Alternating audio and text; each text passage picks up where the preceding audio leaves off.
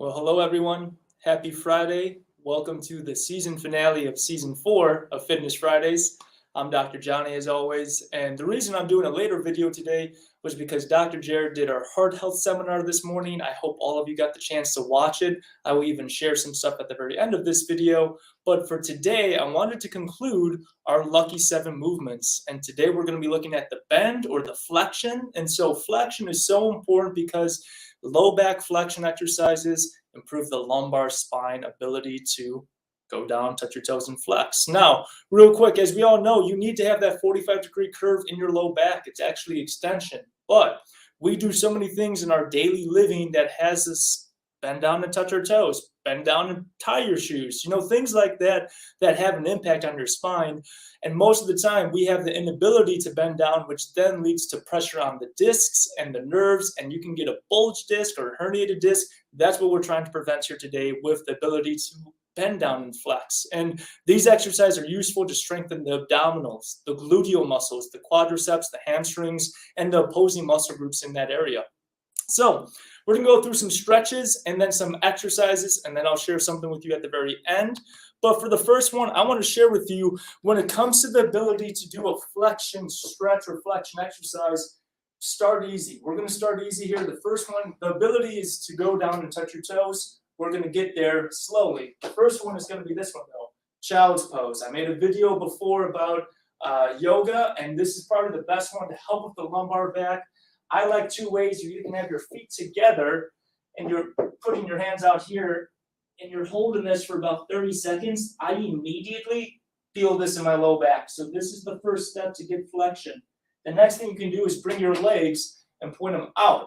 And I can almost do this to feel like I'm sitting here, and then I go down and I stretch.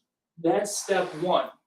The next thing that you can do, which you might have seen before, is people put their legs up on a wall to help with low back distraction, decompression, but also to stretch. So when you go find the wall, feel like you can just bring your butt as close to the wall as possible, and then just have your legs just be flat.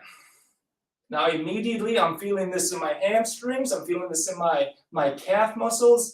I can have my cervical neck roll here to protect it, but I would sit here for about a minute, 2 minutes, 3 minutes until you feel like you have a lot of decompression and stretching of these muscles. This is what you want to be able to get to, and then you can easily push off the wall, roll over, whatever's easiest for you. The next thing I want us to do, though, is actually look into some exercises for them, okay? And what I love is the deadlift. I love the ability to feel like you can use a band in this scenario or weights, but the key is to not overdo it, okay? Weights are good because you allow the weights hang at your front here and let the weight and gravity help you. And these are Romanian deadlifts, which means you want your legs straight. So I can either use weights in front of me, good posture, and you're literally just going down, feeling how deep you can stretch it. And then the ability is to use your glutes and your low back to come back up. The other option, which is with our trusty band here, I'm going to lower this so you guys can see, but what you want to be able to do, step here in the band, have some resistance here, 90-90. We're kind of basically going parallel here. Hold the band up, put it around your neck, drop down, come up, 90 degrees. You're kind of looking at this hip hinge right there in the hip. That's where you're looking to hinge down, pull up, okay? Eventually, you can add weights, but the goal is to get down to touch your toes. So, flexion, hip hinge. There's so many things that you can work on when it comes to the ability to get to that goal, get to that spot. But start slow. Start in child's pose. Go to more of a hamstring stretch, even grabbing your legs. Get your legs up on that wall. And then work towards doing deadlifts and band stretches to help strengthen the glutes and the low back muscles. Now, what I want to share with you lastly here is another important thing when it comes to the cardiac life cycle and the cardiac health seminar. But here's the reality. Everyone needs to be able to know that, let me pull this up here. Heart disease is still the #1 killer in this world. especially in America. It's 2022. Heart disease is still the #1 killer.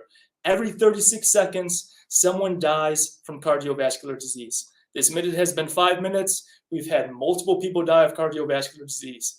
Every year, this is probably an old statistic now, but 659,000, over 500,000 people in the United States die from heart disease every year. That's 1 in 4 deaths. So the reason I make that important announcement is because watch the heart health seminar, and learn how you can take control of your health and not end up being a statistic. So I hope you guys have enjoyed this season of Fitness Fridays with activities of daily living and 7 lucky movements.